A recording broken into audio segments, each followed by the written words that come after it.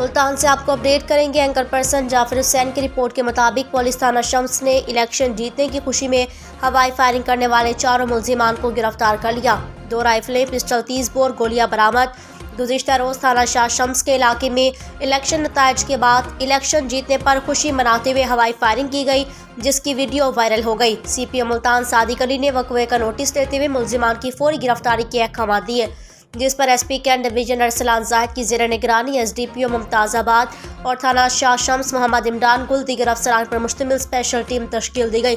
Police टीमों ने बर वक्त कार्रवाई करते हुए वक़्वे में मुलव्विस 4 मुलजिमान को ट्रेस करके गिरफ्तार कर लिया।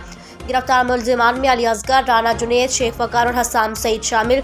गिरफ्तार मुलजिमान से 2 राइफलें, SMG, पिस्टल, 30 बोर गोलियां बरामद कर ली गई।